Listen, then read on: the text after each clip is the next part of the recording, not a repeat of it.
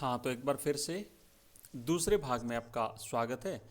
ये हमारा part two है हिंदी के जो पेपर है हिंदी का 2025 का, उसका सॉल्यूशन हम कर रहे हैं। और ये जो पार्ट है ना अभी जो मैं आपको दिखाऊंगा, ये बहुत ही शानदार। इसके आंसर की आप देखो, बोर्ड की जो आंसर की है ना, ये मैं आपको दिखा रहा हूँ। क्योंकि अभी तक तो हमने ऑब्जेक्टिव किए थे और रिक्त स्थान किए थे, तो उसमें तो फिक्स आंसर होता है। पर आगे बोर्ड क्या करता है कि एग्जामिनर को किस प्रकार के आंसर की भेजता है। क्या वो खुद वास्तव में पूरे उत्तर लिख के भेजता है, या फिर एग्जामिनर पे डिपेंड करता है कि वो किस उत्तर को सही माने। तो ये सारी चीज़ आप देखो, ये देखने पर आपको पता चलेगा कि आपको आंसर कैसा लिखना है। क्योंकि अगर बोर्ड आंसर लिख के भेजता है तो एग्जामिनर के पास स्वतंत्रता नहीं है, फिर तो वो जो लिखा हुआ वही आंसर राइट करना पड़ेगा। पर अगर वो बोर्ड ने लिख के नहीं भेजा तो एग्जामिनर कौन से उत्तर को राइट करेगा। तो इसीलिए इसको देखने के लिए आप इस वीडियो को पूरा देखना है, स्किप नहीं करना है। ज़्यादा से ज़्यादा बोर्ड एग्ज़ाम्स में अगर आप नंबर लाना चाहते हैं, चाहे वो कोई भी सब्जेक्ट क्यों नहीं हो, क्योंकि बोर्ड की ऑफिशियल आंसर की देखने पर आपको पता चलेगा कि बोर्ड बाकी सब्जेक्ट्स के आंसर की भी इसी प्रकार से देता होगा।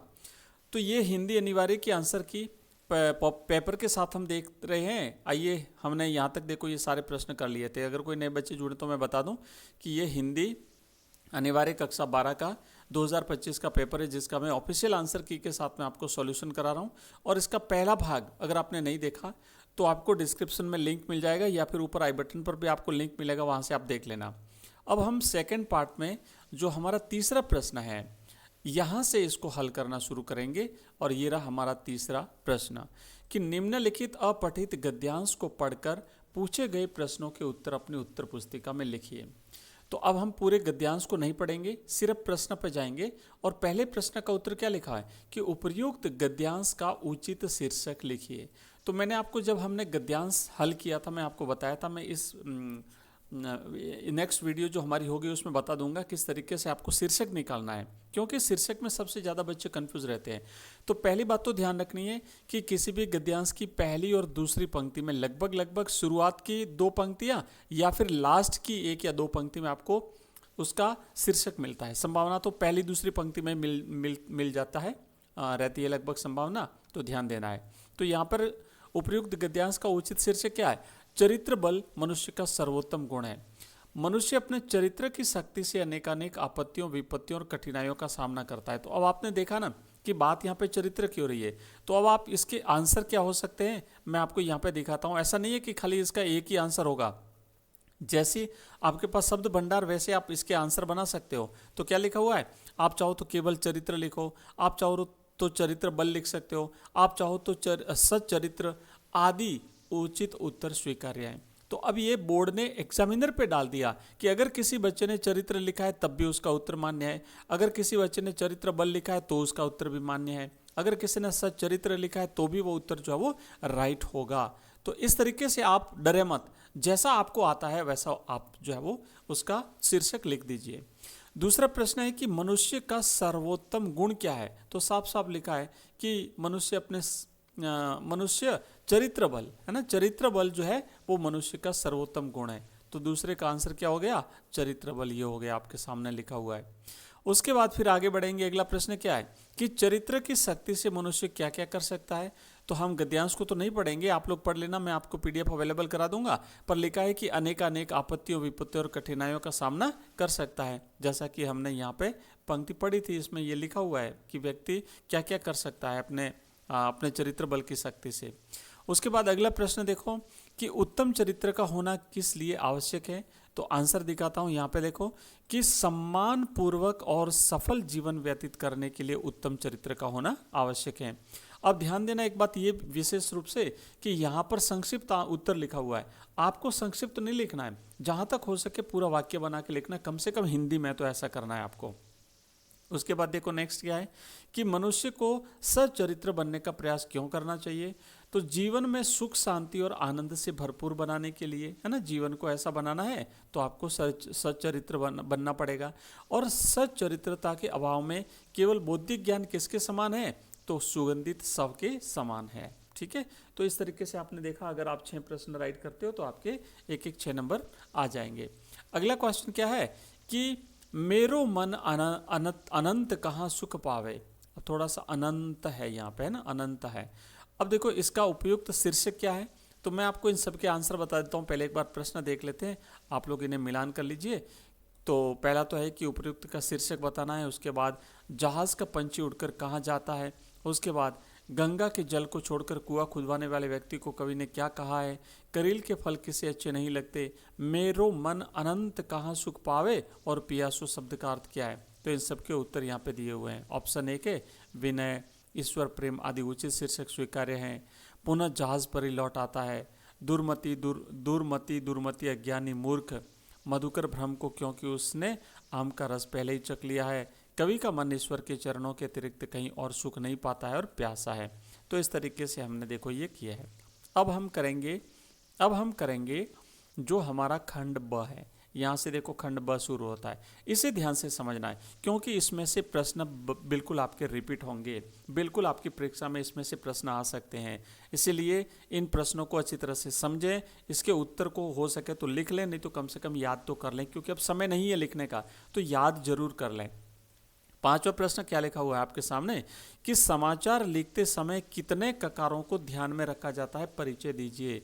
अब आपको याद है मैंने एक ट्रिक बताई थी, है ना, अगर आपको ट्रिक याद है तो उस ट्रिक के साथ अगर आप याद करते हो तो आपको 6 ककार याद हो जाएंगे। और 6 में से कौन से 4 ककार जो है वो इंट्रो में काम में लिए जाते हैं और कौन से 2 ककार आपको बॉडी में काम में लेने हैं। तो एक बार फिर से मैं आपको ट्रिक बता देता हूँ। ट्रिक ये है कि कौन क्या, क्या कौन कब कहाँ, क्या कौन कब कहाँ, मैं जिस सीक्वेंस में बोल रहा हूँ उसी सीक्वेंस में आप इसे लिख करके याद करो। क्या कौन कब कहाँ, क्यों और कैसे हुआ यहाँ, क्या कौन कब कहाँ, क्या कौन, ऐसे 2 याद करो जोड़े में, क्या कौन कब कहाँ, क्यों और कैसे हुआ यहाँ। तो हुआ यहाँ तो मैंने केवल जोड़ा है पंक्ति मिलाने के लिए, पर 6 जो ककार हैं उसमें से 4 ककार पहले ये हैं, क्या कौन और कब और कहाँ। क्या कौन कब कहाँ ये 4 इंट्रो में काम में ले जाते हैं और पीछे वाले जो 2 हैं कब और कहाँ वो जो है आपको बॉडी में काम में लिए जाते हैं। तो इस तरीके से 6 ककार हैं। देखो सबसे 6 ककार जो है वो ना, इसमें ये है क्या, मतलब क्या हुआ, किसके या कौन किसके साथ हुआ, क्या, फिर कहाँ, फिर कब, फिर क्यों और कैसे। निर्धारित सब सीमा में उत्तर स्वीकार्य है। अब इसको एक्सप्लेन करते हुए आप थोड़ा थोड़ा एक एक पंक्ति अगर लिख लें तो आपका उत्तर जो है वो मान्य होगा और आपको 2 नंबर मिल जाएंगे। ठीक है, ये प्रश्न कहाँ से आया है, ये अभिव्यक्ति और माध्यम पेज नंबर 71 से प्रश्न लिया गया है। और कंप्लीट हम आपको इसके बारे में जो अभिव्यक्ति और माध्यम है उसका पूरा नोट्स अवेलेबल करा दूंगा। मैं कोशिश करूंगा कल ही अपलोड कर दूंगा, आप लोग उसे जरूर देख लेना। अब देखो नेक्स्ट है, अगला क्वेश्चन क्या है कि अच्छा तो यह ठहरा ड्रेसिंग गाउन, कहते हुए उनकी आंखों में नमी चमक गई। सिल्वर वेडिंग पाठ के आधार पर उपर्युक्त कथन के भाव को संक्षिप्त में लिखिए। बताइए इसके बारे में कि ये जो कथन है, एक कथन का भाव क्या है, यशोधर बाबू इस कथन के माध्यम से क्या कहना चाहते हैं। तो देखो आप उत्तर लिखोगे कि उन्हें ये बात चुभ गई कि उनका बेटा ये कह रहा है कि आप सवेरे ड्रेसिंग गाउन पहनकर दूध लाने जाया करें, वह यह नहीं कह रहा है कि दूध मैं ला दिया करूंगा।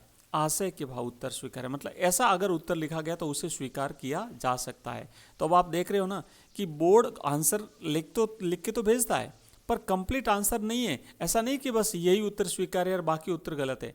तो अगर आप इससे मिलता जुलता उत्तर भी लिखते हो तो आपको नंबर मिलेंगे। कितने नंबर मिलेंगे, 2 नंबर का प्रश्न है तो 2 नंबर मिलेंगे। इसलिए आप चिंता मत करो, जैसा भी आपको आता है वैसा उत्तर लिखो, कोई भी प्रश्न मत छोड़ो, जितना संभव हो सके हर प्रश्न को अटेंड करो और उत्तर लिख करके आओ, निश्चित रूप से आपको नंबर मिलेंगे। अगला प्रश्न देखो कि पहले दिन ही कक्षा में बैठने पर लेखक का मन खट्टा क्यों हो गया, जूझ पाठ के आधार पर उत्तर लिखिए। तो भाई देखो यहाँ पर क्या बात थी कि गली के 2 लड़कों को छोड़कर कोई भी पहचान का नहीं था। आनंद यादव जब क्लास में गया वहां पे देखा खाली 2 लड़के पहचान के थे, बाकी तो सब नए लड़के थे। साथ के सभी लड़के आगे चले गए थे। जब लेखक पढ़ता था जिस क्लास में, है ना, उसके बाद तो उसकी स्कूल छूट गई थी, तो वो जो साथ में पढ़ने वाले बच्चे थे वो तो आगे चले गए क्योंकि वो तो पास होते गए 1 साल 2 साल 3 साल, लेकिन लेखक तो स्कूल गया नहीं तो वो तो पीछे रह गया। लेखक की अपेक्षा कम उम्र के और जिन्हें लेखक कम अकल समझता था अब उन्हीं के साथ बैठना पड़ेगा। इस प्रकार का उत्तर अगर आप लिखोगे तो स्वीकार्य है। तो ऐसे उत्तर आपको लिखने हैं। तो अब यहाँ पे इसका उत्तर आपने लिख दिया। नेक्स्ट देखो कि कैमरे में बंद अपाहिज कविता में रघुवीर साय ने किस सामाजिक विडंबना को उभारने का प्रयास किया है। प्रश्नों का स्तर देखो आप, किस प्रकार के प्रश्न पूछे जाते हैं। मैं इसलिए कह रहा हूँ आप पूरा वीडियो देखो, हर प्रश्न में आपको नई चीज़ जानने को मिलेगी, हर प्रश्न में नई चीज़ समझने को मिलेगी। क्योंकि केवल किताब लेकर के खोल कर के अगर आप बैठते हो, आपको चीज़ें याद नहीं होती, या आपको कुछ नया आइडिया नहीं आता, या आपको अगर कुछ नई प्रेरणा सीख नहीं मिलती, तो किताब लेके बैठने से बढ़िया किताब बंद कर दीजिए, ठीक है ना। और अगर आप किताब लेके बैठे बैठे बोर हो गए तो इस प्रकार के वीडियोस, कम से कम हमारी जो वीडियोस हैं ना, उनको देखिए, आपको बहुत सारी नई चीज़ें मिलेगी। कम पढ़ने वाले बच्चे इस प्रकार की चीज़ों पर गौर करके ज़्यादा नंबर ले आते हैं। तो अब इसका प्रश्न, इस प्रश्न का आंसर देखो कि जब किसी की पीड़ा को पर्दे पर उभारने का प्रयास करते हैं, तब कारोबारी दबाव के तहत प्रस्तुतकर्ता का रवैया संवेदनहीन हो जाता है। पाठ के आधार पर उचित प्रकार का जो उत्तर होगा वो स्वीकार किया जाएगा। और अगला एक और प्रश्न हम देखते हैं कि लुट्टन के सिर पर कसरत की धुन कब सवार हुई, पहलवान की ढोलक पाठ के आधार पर बताइए। तो आपको लिखना है कि गांव के लोग जब उसकी सास को तरह तरह की तकलीफ दिया करते थे, गांव के लोगों से बदला लेने के लिए लुट्टन के सिर पर कसरत की धुन सवार हुई, और इस तरीके से वो कसरत करते करते एक दिन पहलवान बन गया। तो इस प्रकार के उत्तर जो है वो स्वीकार्य हैं। तो अभी देखो हमने खंड ब जो है वो किया है कंप्लीट। अगर आप कहते हो तो मैं इसका नेक्स्ट पार्ट भी अवेलेबल करा दूंगा, क्योंकि वो भी बहुत इंपॉर्टेंट है। किस प्रकार के प्रश्न हैं, इन सभी प्रश्नों का उत्तर किस तरीके से बोर्ड ने सुझाया है या बोर्ड ने लिख के भेजा है। तो आप कमेंट करिए कि सर पार्ट 3 भी इसका हमें अवेलेबल करा दीजिए, तो मैं वो भी अवेलेबल करा दूंगा। और बाकी सब्जेक्ट की जो स्टडी मटेरियल है वो भी मैं आपको अवेलेबल करा दूंगा। कल से हमारी लाइव क्लासें भी स्टार्ट हो जाएगी, मॉर्निंग और इवनिंग दोनों में हम लाइव भी पढ़ेंगे। तो मिलते हैं अगली क्लास में अगले वीडियो के साथ। तब तक के लिए आप पढ़ते रहिए और मिलते हैं फिर हम नई क्लास में।